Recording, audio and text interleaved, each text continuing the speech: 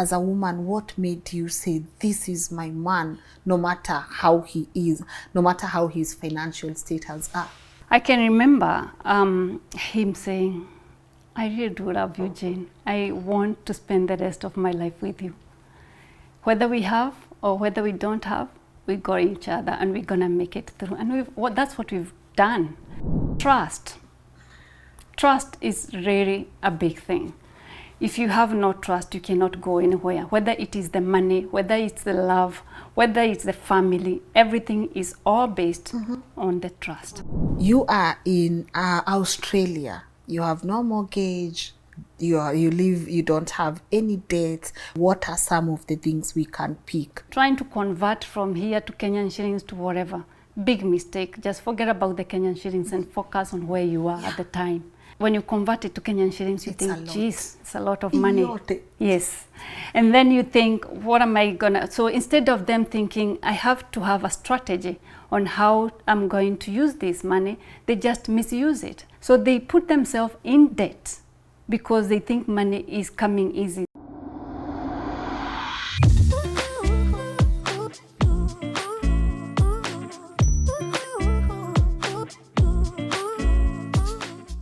A very good morning to you and a warm welcome to LNS Rebuilding Restoration Series. My name is Lynn Ngugi and today we are filming in Melbourne, and as you know, Australia has been incredible to us. And my guest today is not only going to walk us through the basics of managing money, and I found that quite an interesting conversation to have with someone who is in diaspora, because you all know here we are rebuilding our finances, we are rebuilding our mindset, and we are also rebuilding our relationship with money. I am so interested to talk to her and also get to know how this came about and also how she came to Australia. And I hope at the end of the day we all get inspired and we all get, to change our mindset about our relationship with money. I'm about to let her introduce herself and walk us through her story. We have shot a lot of shows, but this one in particular is dedicated to Brian, because guys, you get to see what happens in front of this camera, but behind the scenes things are crazy. I'ma keep this one short. So I did not know, I had no idea that my shoots for today were to happen today. And then guess what happens? I hear a knock and I go open the door and I see my first guest, and I'm like, wait a minute, what day is it? I'm so good with time, but I'm like, what day is it?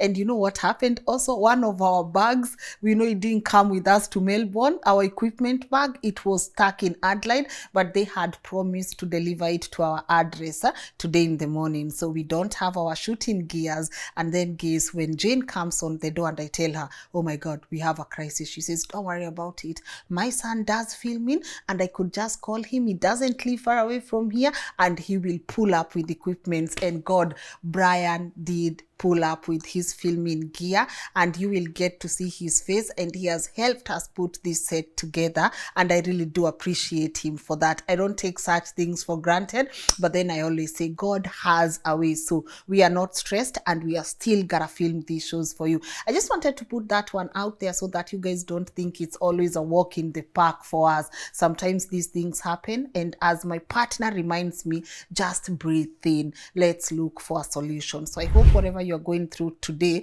you can also be able to ask yourself, the problem is here, but what exactly is the solution? Nimeongea sana, let me keep quiet because that's not what the show is about, but I really wanted to appreciate Brian for pulling through with his gear and helping this production happen. And now, without further ado, please allow me to let my guest, who is his lovely mom, introduce herself. Mom, good morning. Morning, Rin. How are you? I'm good, thank you. You look amazing. Thank you so much. You're feeling good now. I'm feeling there. Finally, the shoot is happening. Finally, it's here. After how many hours of you waiting? Oh, maybe two. Maybe two and a half there about. Yep. I appreciate your patience. Thank you. But before we go any further, could you please introduce yourself and tell our people what you do? All right. So my name is Jane Johi Hughes, and I'm married to an Australian man. He's a lovely man. And I met him in Kenya many years ago, and we started living together like people do. You fall in love, and love has no boundaries. And I found myself that he was from Australia. And this man, believe me not, he was poor. You know how in Kenya we say white people have money? This one did not have money. And he was like, you really want to stick with me even though I don't have money? And we said, well, love is life, so we're gonna take it on. So we lived in Kenya a little bit, struggled a bit, and then, like, you know, with the families, they don't want you to be with someone who doesn't have money, despite they have a white skin. But we kept on going, and he got a job in Tanzania. We went to Tanzania in the middle of nowhere, near the Tanzanite, and we lived there for a couple of years. He was managing a farm, so I lived in the farm, and we were together. And the little money we got and we started having, he had 100% faith in me, and he said, you can be managing money when I worked. And from my background, come from a very poor background, and I could see my mom managing money. So I could see how she used to manage and organize and feed us, all of us. So thanks. She's not with us anymore that she could see this, but I really do appreciate the work she did on me. So we left Tanzania, went back to Kenya, and he worked in Somalia. So that meant I had to stay at home with the children. He was in Somalia, and I had to manage the money. So all I used to do is to manage money appropriately. Good. And I realized that I could manage this money and do the things which we were supposed to do, while I was also looking after the children. And one day he said, I am tired in being in Somalia, here being with the children. I've gotten a job in Vanuatu. Can we go there? I'm going to start an organization there. So Vanuatu is in the Pacific, in the middle of nowhere. I had no idea where Vanuatu was located. I went on the internet that time, and I was like, wow, how are we going to be in this place? You have to remember, life in Nairobi is very fast. Yes. Kids were going to school. Brian was going to school, and he had to travel, to take a bus, and sometimes pick him up, take him to Rigindogo, and all those kind of things. Yeah.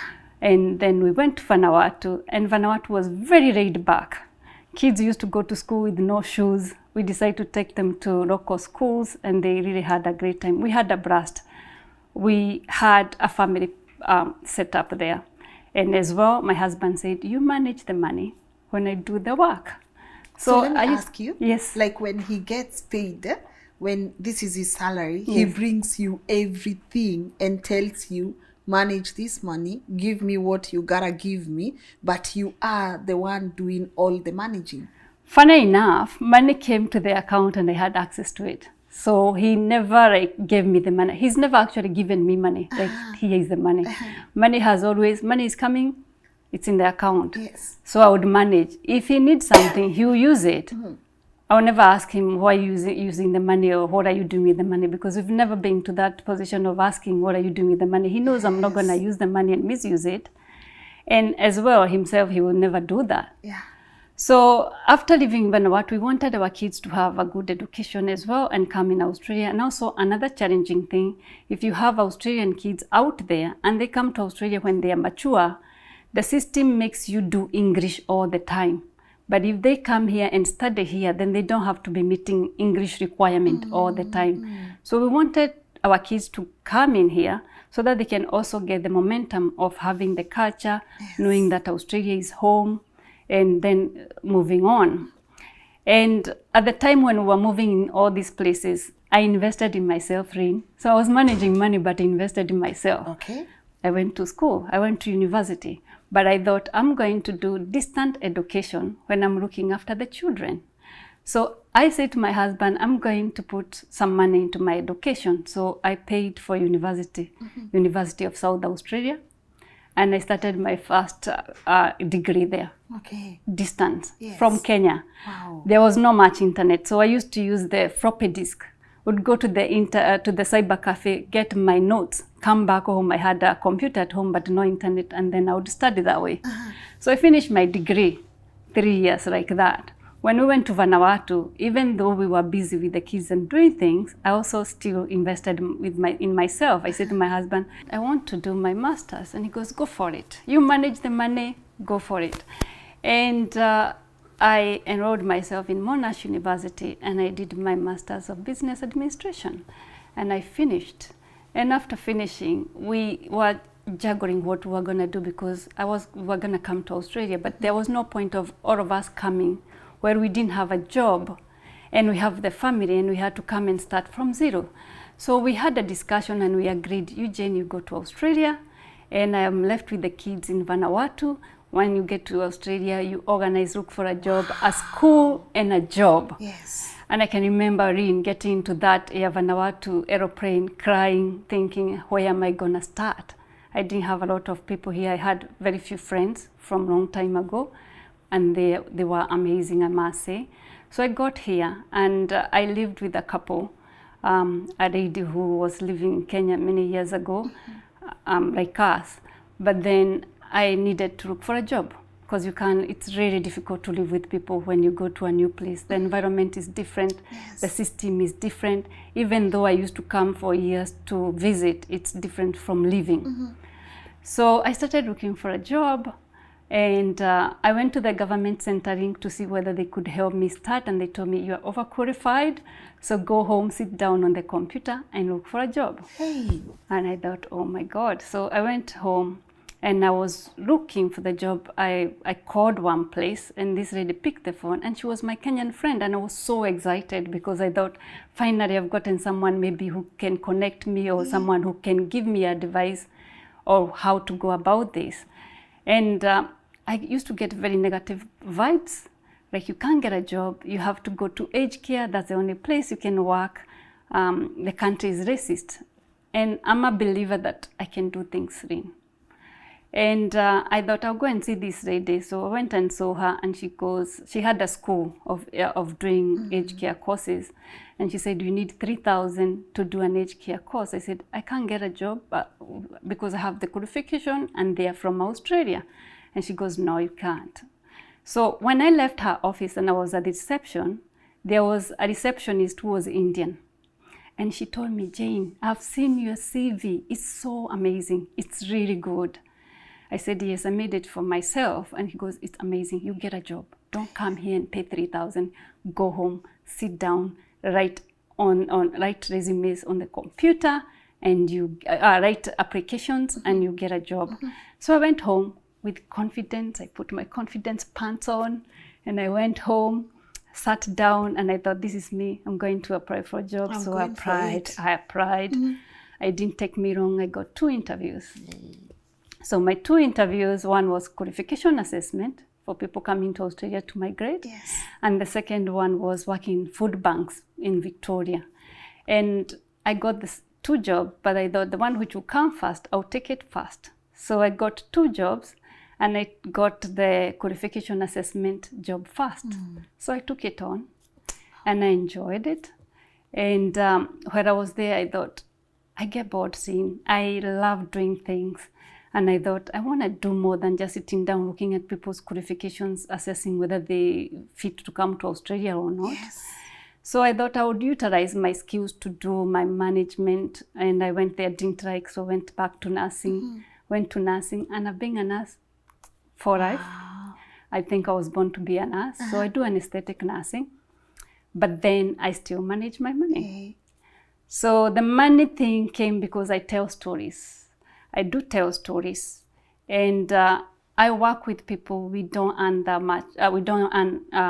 We earn really good money, but I get to work with people who live pay package to pay package, and I get to ask myself, why?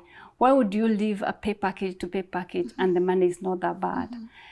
And the reason I realize that people just go out buying because they just want to spend money, not because they need something. It's because they want something. And I can tell you, you can manage money. It's not that bad. It doesn't mean that you have to be rich, but it gives you the freedom to be able to do your own things without stress of having debt. We don't have any debt, me and my husband.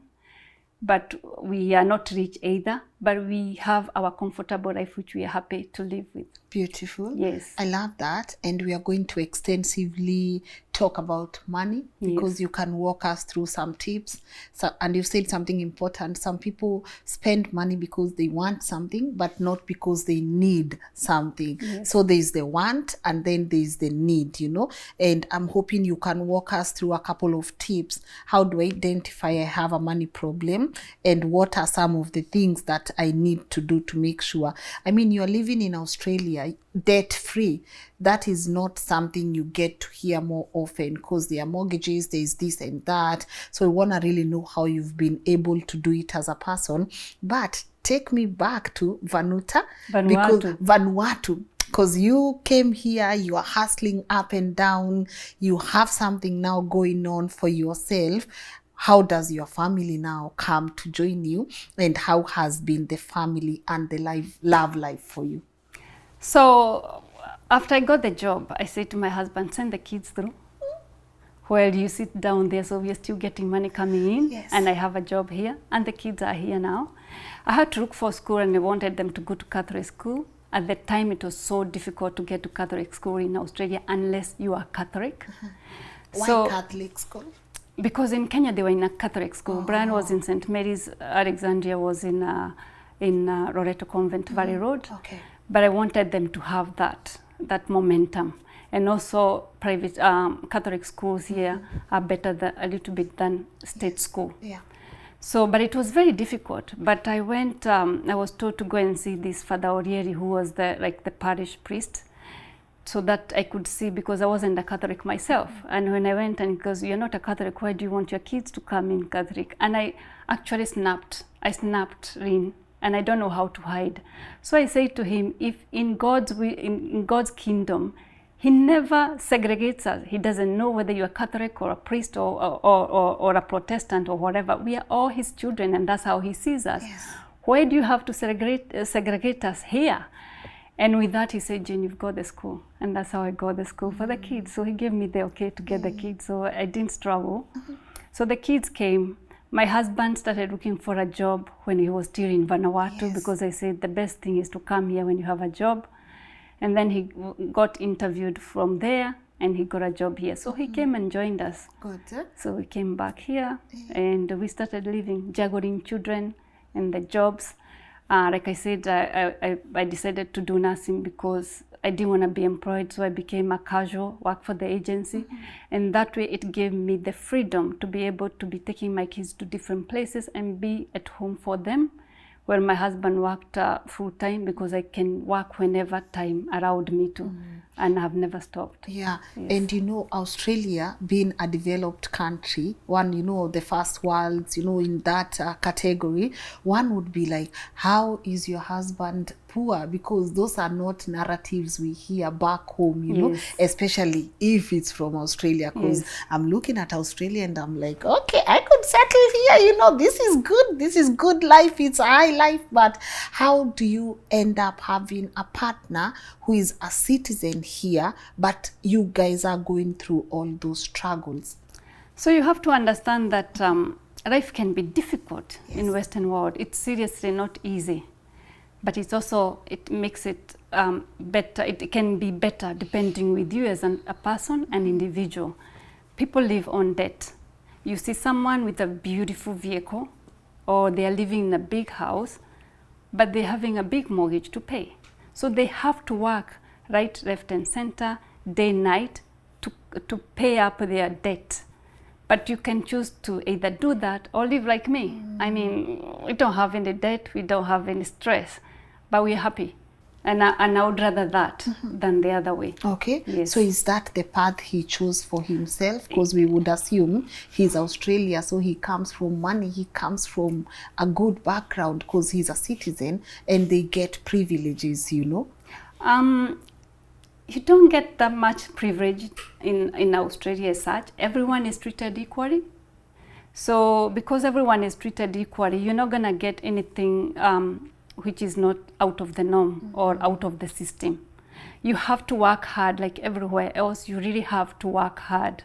So for me, I look at it and I think you have to work smart. Yes. Rather than work hard, work smart.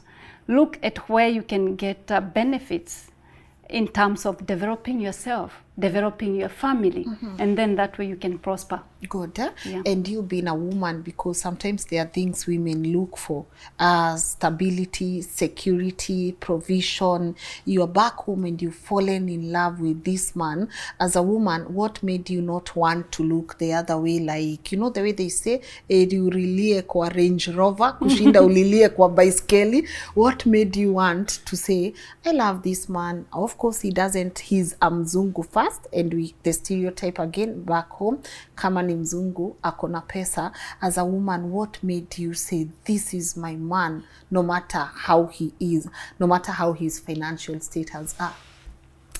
I can remember him saying, I really do love you, Jane. I want to spend the rest of my life with you. Whether we have or whether we don't have, we got each other and we're gonna make it through. And that's what we've done. Through the thin and the thickness and whatever it is, we've just gone through it. And our kids are testimony Yes. that sometimes they'll say, oh guys, I don't know how you guys do it. But we've always been there for each other, whether it is through the thin. And we have the freedom to each other. Like he would tell me today, Jane, I want to go to Cambodia to travel. And I would say, I'm not interested in going to Cambodia myself. And I would just tell him, just go and have fun. And he would do the same with me. I want to go, like 2004, he said, do you want to go for holiday in Australia? I said, no, I don't want to go to Australia for holiday. I want to go somewhere else. I want to go to Finland.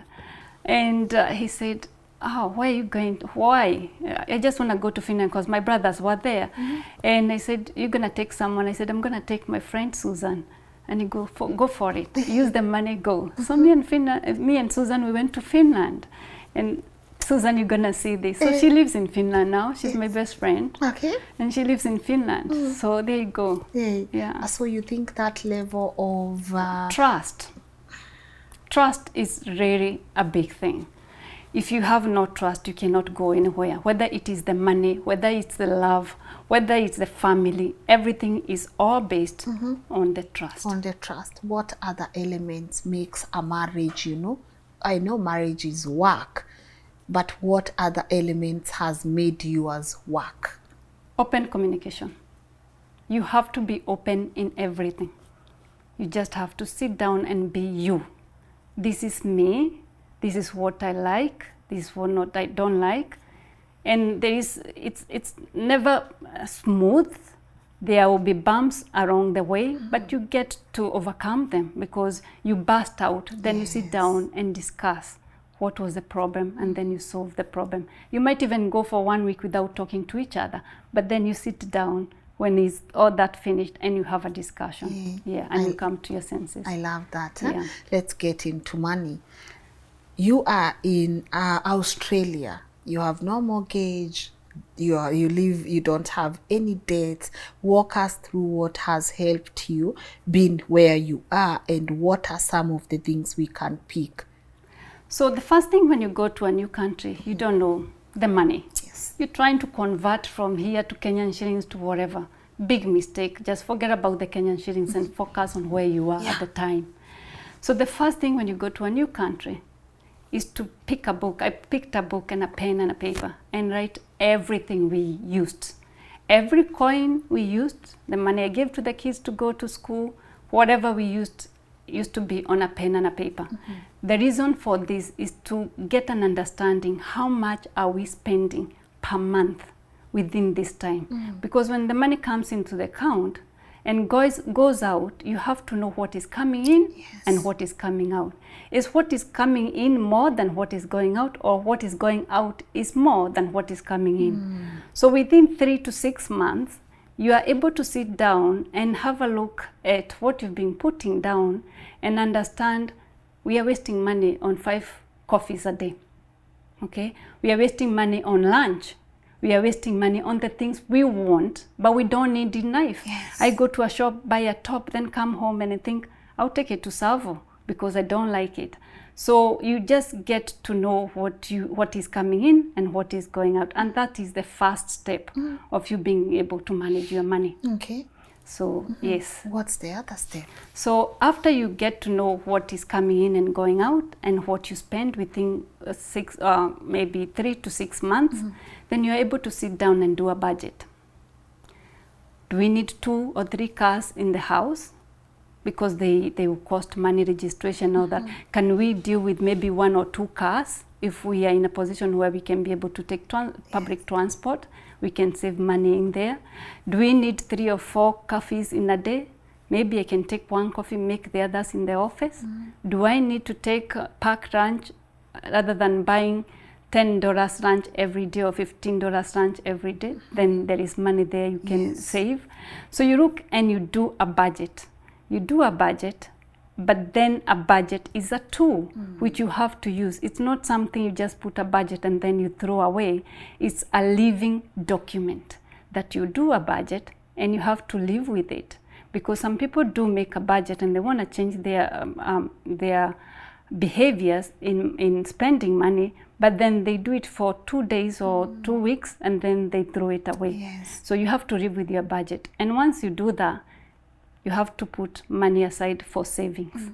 All this money where you're saving, then you put it aside. Okay. Yes. Is this something people who come to Australia, maybe from Kenya or different other countries, is money something they struggle with? Big time. And how does debts and having so many debts accumulate, how does that affect your mental health also?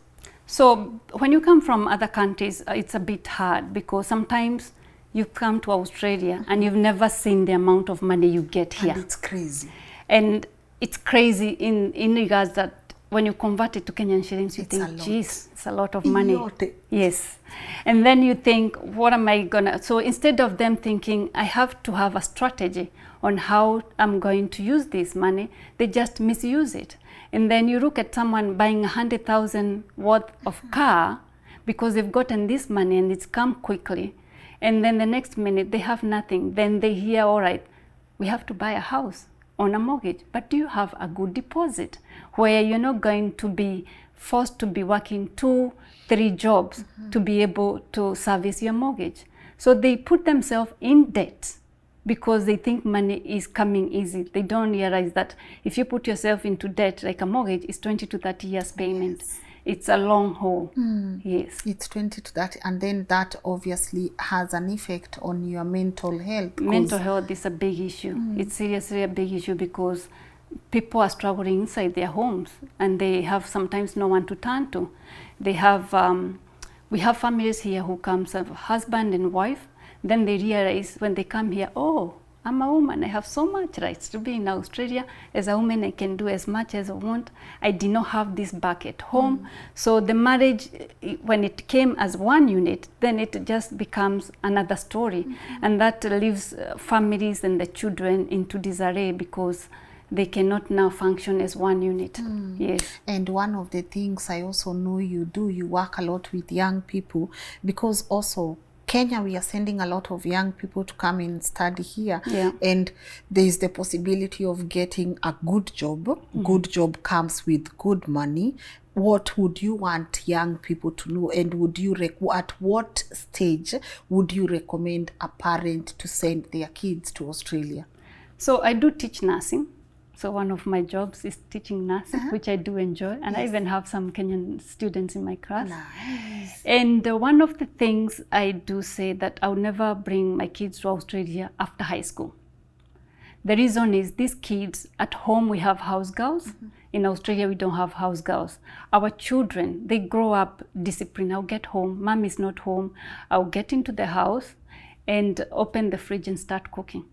Or be like my children. One time I got them waiting and I said, if I drop dead, what are you gonna do? And the food is there. So I'll call for a pizza for me and my husband. You can die. What now? Yes. Oh, Brian. Yes, that's me. Yes. Because you figure out that if you're not there, these kids have to survive and life have to continue. So you have to prepare yourself, your children, and you give them the values Yes. that if you are not there, they can actually survive in the world. It will be hard, yes, but they can go out there and survive. At home, we have house girls, where the house girls do everything for our children. Get your boys, go to the kitchen, let them cook.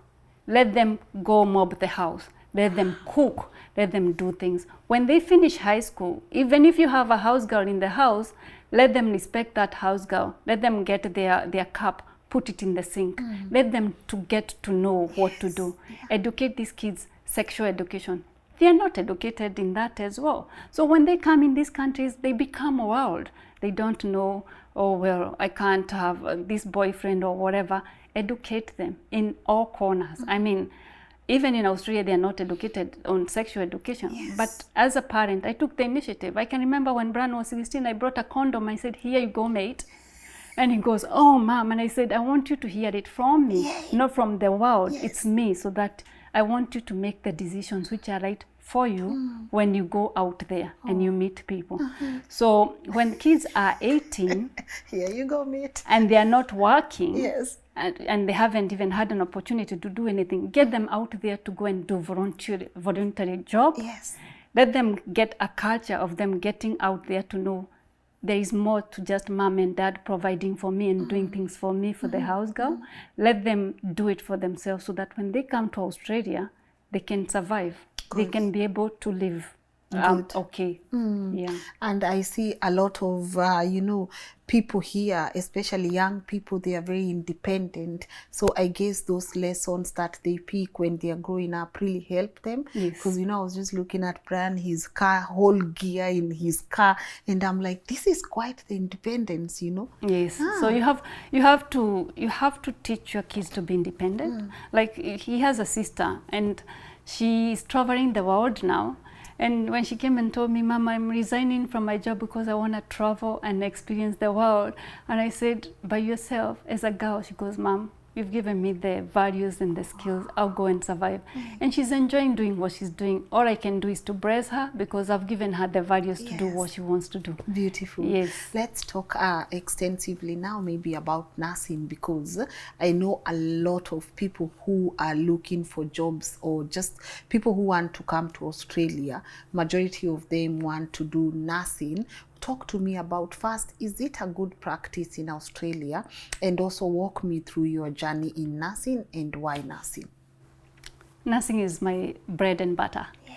I love it. And like I said, I'm not employed. I work for the agency. And the hospitals I've worked with in Melbourne, most of them know me because I've been working with them for a long time. Yeah. I do anesthetic nursing, so I work in a very specific area in theatre. But it's a job for life. Until you want to stop being a nurse, you can be a nurse for life in Australia. There are so many opportunities as a nurse. You don't have to do bedside nursing, even though when you start becoming a nurse, you have to do that initial years being a nurse on the bedside. But there are so many venues you can actually venture into and enjoy. When you do enrolled nursing, it gives you the basics of nursing. And then when you do it, you finish and you do your registered nursing, then you still have the skills from your enrolled nursing to your registered nursing. Yeah. Alternatively, you can still do the registered nursing, which is the 3 years, but then as an international school, then there is the marathon of studying. You've never written assignments, so there is a lot of things to start learning. Once you finish that, then normally you get a graduate year, which is an opportunity for you to learn what is nursing and to practice within the industry. Yes. So you register yourself with APRA, and then you get your graduate position. You work in that area for 1 year, and then now you can venture out. Okay. You decide where you really want to work. And there, like I said, there is many ventures of being a nurse. You can also be a travel nurse. Travel around. I've done a bit of that. Sometimes I tell my husband, I'm off. I go, and then I go and travel and do my nursing outside. Right. So does nursing come with a guaranteed PR, permanent residence? There is a lot of shortage in nurses in Australia. And I know like 2 years they've got a lot of nurses from overseas. So if you come as an international student and they still need people, you just have to put yourself into that path. And you can, nothing which is not unachievable. You can still achieve what you want. It's just that dedication and getting the right information to be able to know what are you doing. And there are some Kenyans here who are really helping people into guiding them in the right way. Good. Beautiful. I see we have a couple of books here. I have actually 3. You have 3? Written, you can pass me. This is I love the cover. That's beautiful. This Brian reminds me. Brian, it's your show, mate. He did the cover. Yes. Oh, Me the and basics. him did I did the thinking and he did the shooting. Hey, this is the basics of managing money. Keep it simple to build savings. Interesting.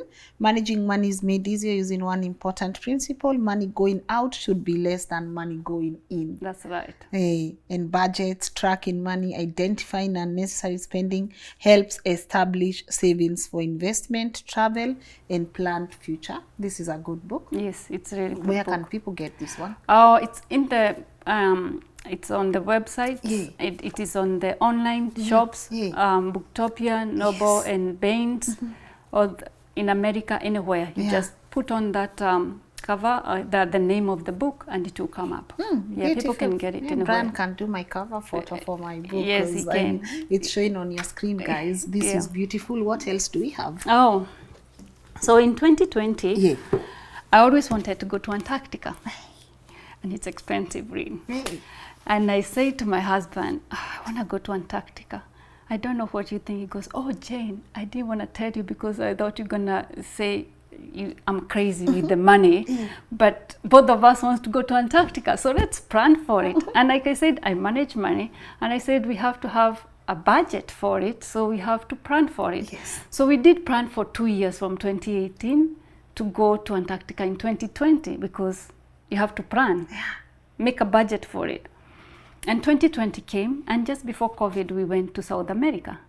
But then one day to go to Antarctica, COVID hit, and we could not sail to Antarctica. Wow. It is all the experience and what happened during the COVID and being stuck in Ushuaia in Argentina, which made me write this book. It is all the experience I got from what we went through. So I documented it and wrote it through. And we got back here, and when we got back here, I felt like I was born again. And yes, I wrote that book. So we didn't manage to go in 2020. But the company which had taken our money was really, really good. They said, we're gonna keep the money for Antarctica. But like, because I manage money, I know how to go and get the money back. Yes. Good. This is bad time in South America. Misadventures 2020. So you got stuck in Argentina. That was quite an adventure. It is. I'm sure love grew there. You know, you loved each other more because you're we did. And then eventually we got to go to Antarctica last year. And this is the story of us being in Antarctica. It's just a beautiful place, Rain. It's not a place you'd go forever because it is very isolated. There are no people there, you know. There is nothing there. So that's my photo I took when we were going there. So and, what do you see if there are no people? What are the animals? And it's just the serene. It's beautiful. Yeah, it's a beautiful place. So you connect a lot with nature too? Yes, a bit. I love this one. I'm loving the fact that you are able to document this, you know. And also one other thing I know that you do, you're very huge in skincare. Yes, I started my own small skincare, which I love. I did it for my face because whatever I touch on my skin, it just went crazy. And my husband even said, oh, he would go sometimes buy me some stuff and then he will bring to me, but then I would use it and then go crazy. And I said, I'm a good cook. I'm actually a very good cook. And I said, I can use things here and there and see whether I can come up with something. So I started putting things here and there, and I got my cream. Well, Muga, you don't have to. Muga is here bending over like and Muga is bringing the stuff. These are my gifts. You know? This is you, and thank you for bringing a couple of these for me. This is good. So how is the reception like? Pretty good. I'm a good talker, like I said, and I go to the market, and it's funny because Australians are funny. And I was thinking I might maybe make a TikTok on Australian customers because they make me laugh when I go to the market. So I go to the market and I stand there, and they come through and they look, and then sometimes they don't say anything. But I'm there with my teen, and I say, "Hi, could you please? Do you want to try my face and hand cream?" And they go, "Okay, okay." So they'll come in, they go, "Actually, that's very nice. That's very nice. I'll grab that." So that's how I get to sell it. But I do sell a lot of it, and I get a lot of customers coming back. Yeah. Yes. So you gotta put yourself out there. You Yes. can't wait for things to find you. Yeah, you have to go out and get and do it. So they do like, They love it. Yeah, so now they they go, okay. it's not sticky. They don't like anything which is This sticky. is not sticky So at it's all. not sticky. Yeah. Oh, it's beautiful. Oh, it's actually beautiful. You know? Yes. It smells nice. Yeah. Do you make this from the scratch? That's the thing there. And I say, yes, from my kitchen. This smells good, you know. This smells good, Yeah. you know. So you gotta put yourself out there. Yes. But even before I let you go, Jane, I gotta ask you, because it's one of the questions I'm asking the people I get to interview in Australia. Yes. Are you planning on coming back to Kenya? Kenya is home. You can't remove that from a Kenyan. Yes. And it's really, that's our identity. That's where we are born. That's where we were brought up. That's what have molded us to be who we are today. It's a bit challenging as well, because we have children who think Australia is home. So where do we belong? We are just in these two places. Yes. And I love home, but I don't know. In Kenya, medical is very expensive. As people get older, they need medical requirements and care and all that. In Australia, we don't get to pay for our medical bills. We just turn up to hospital and you're treated. Yes, we pay it through the taxes, but at least we get it And you can see where back, your tax is and we going. can see where our tax go. So you go to the hospital, regardless of your status, whether you are a beggar or whether you are a street person or whether you are poor or rich, you get the same treatment in the hospital. And that's something I really do and adore of Australia. Like what It's can very Kenya? difficult. What can Kenya borrow from Australia? Transparency. And just eliminating corruption. It's seriously really difficult for Kenyans. Like if they want passport and they are like in Australia, it's so hard for people to get just that document from here, because there isn't a proper system which is put in there. This is what you're gonna do straight up. You have maybe to go back to Kenya to get a passport, and you have to maybe bribe people. If you don't believe in bribing, like I don't, then it's really, really, really difficult, because why am I giving you money when you're being employed to do the same job? Yes. So in Australia, we are so lucky. I just do my application online, and 3 weeks it is on the door. I don't have to do anything. I just have to pay and give the documentation I'm required to. So the system works really well for us. We don't have to worry. Yeah. I go to work, I work. Every fortnight, my money is in the account. I don't have to hustle and bustle with anyone. Yes. Yes. Is the money good though? The money is lovely. Yeah. I love it. It's I love good, it. isn't I cannot complain. It's good. Yes. You know, and also some people who are watching will be here. We don't say at age or whatever, but you look pretty amazing, you know. I am. And Thank you. You are, and I know myself. Some of us are really trying to make sure we don't breathe in when we are sitting. I'm 54. Hey, Yeah. that's a beautiful. I always say every time it's my birthday. For me, it's not about how old I'm getting. It's about how grateful I am to have seen that year, you know. But, you look very, very beautiful. And of course, I see you take good care of your skin too. But also tell our people who are watching, what are some of the tips to look this good? I've realized in life the best wealth in life, in this world, is good health. Money, it's there because it helps us live a better life. But that's all it does. But having a good health is the biggest wealth in this world. You just look after yourself, eat healthy, do a bit of exercise if you have to. And every year go to the doctors and get checked up, because what we do in Kenya, and I know that's the biggest problem, people get sick they self-diagnose themselves. By the time they go to the doctors, things are already bad. Get a habit of getting to the doctor like once a year and get them to do your bloods and get to do just basic checkup. That way you can look after your life better. And if there is something which is going to happen with your life, then it can be tackled before it gets to that stage where you cannot be looked after properly. And when you get to 50, like in Australia we are lucky, like I said, when you get to 50 they send you a package to check your colorectal problems, like whether you have to go and get checked with colostomy, checking whether you have polyps in your colon and all that. Something we don't have, because colorectal cancer start coming out when you are like maybe 50s. So you get to check those. So in Kenya we have to have a proactive ways of looking after our body rather than just turning up to the doctors when it is too late. Beautiful. Yes. And for you, you know, what legacy do you want to leave behind? How do you want the world to remember you? As I think I'm a really good, caring and giving person, because I do try and help where I can. I know that I cannot help everyone, that one for sure, but the people who come near me or near my life with the need of help, I do extend my arm and do give the little I have. I always do. And that's how you want the world to remember. Yes, I just want them to know this little girl from the water who had nothing, from a very poor background. She left the world being in a better place, or have touched one or two people in one way or the other. Yes. Yes. And you know, also being from a certain background, especially a poor background, shouldn't define how your life turns out.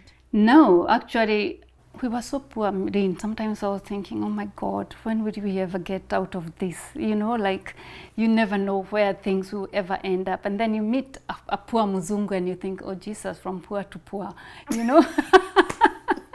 What a package. You know, and people see you with the white man and they think, oh my God, you know, he's gonna be rich or whatever. But it didn't go that way. But then you build yourself, because I believe you can start from zero, and it is one step at a time. You just have to put the whole in you in there, and then things work out for you. Yes. Things work out. I appreciate you. Yes. I appreciate you just passing by.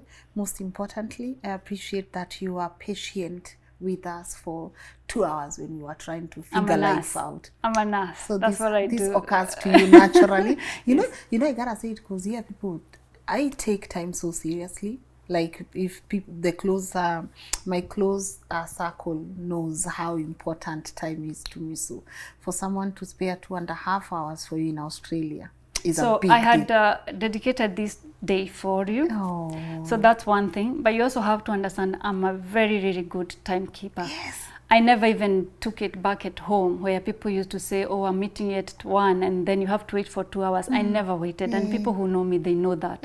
On time, it means on time. But when I talked to you and listened to you this morning, I thought, well, you also knew.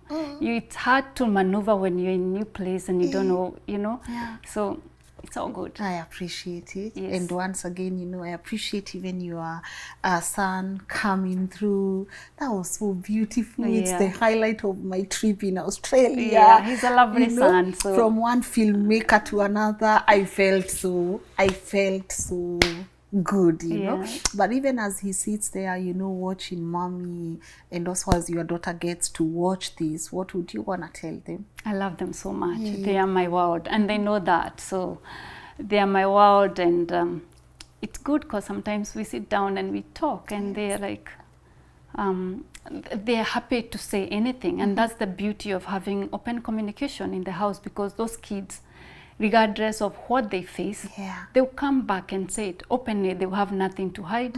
So they're happy to talk to us. Me and my husband, we've always been open. Good. And they know whatever they have issues, then they can always come back and talk, even though sometimes they used to see I'm the one who is stricter than the dad.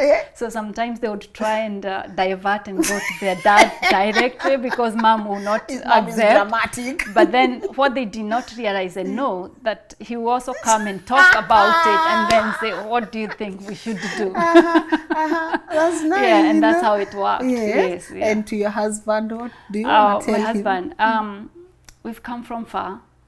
I do love him so much. I know when I came to this interview in the morning, he said, I love you so much, dear. Go there and enjoy. And that's what I've done. Beautiful. Yes. I hope you've truly enjoyed. I have. And once again, I appreciate you sharing this beautiful part of you Yes. with us. We don't take it for granted. No worries. And I hope we can be able to bring more people impactful stories from not just Kenya or Australia, but across the world. Yeah, so, that would be great. Yes, I hope I get to see you again someday. If Yes. not here in Melbourne, Yeah. then back in Kenya. Yes. And I want you to know I've really had a very easy, beautiful conversation with you. But as a parting shot, what do you want to tell our people? Wow, God, what an amazing part to have Lynn here. I never in my whole life ever thought that I'll ever get to share a platform with her, particularly in Melbourne. And here she is with me. And yes, we bonded very well. Again, we brought Brian in, and he's a lovely boy, so he came in and actually bonded very well with Lynn's team. So it's been really good. So let's support Lynn as she continues to do a great job and touching one person or the other. We give all the effort to her, and then we'll succeed. Amen. In everything. Amen. Yeah. I appreciate that. Allow me to let you go as I get to interview my other incredible host who is just waiting there, seeing this magic happen on set. Leo, all our guests, they have experienced all our behind the scenes, so at least watakuwa nasema hiyo kazi ni ngumu, hiyo kazi ya kina Lynn pia si rahisi. It's not easy, but I hope you've picked a thing or two from today's conversation. As I said when I started, my intention with this show is to make sure that we change our minds when it comes to a couple of things, is to make sure that we are impacted. That's why it's important to have these thought-provoking conversations so that we are able to borrow from our guests and also make sure that we advance in our lives stages. So I appreciate you for working. It's been a beautiful, cool, easy show, and I hope you can be able to check my guest out. Her books are showing on your screen right now, and also pinned on the comment section are ways that you can be able to access. And also let me know on the comment section, what's your take home? What have you loved most about this conversation, and what other topics do you think we could cover on the platform? A special shout out to Muga. Naweza kurushia hii, but let me calm down. A special shout out to Muga, of course, and our incredible business manager Joshua, and also to John and Jane for really walking us through Australia and making sure that we get to have these shows and impact you one story at a time. I look forward to seeing you guys again tomorrow at 10 a.m. Till then, I've been your host, Lynn Ngugi. Bye-bye.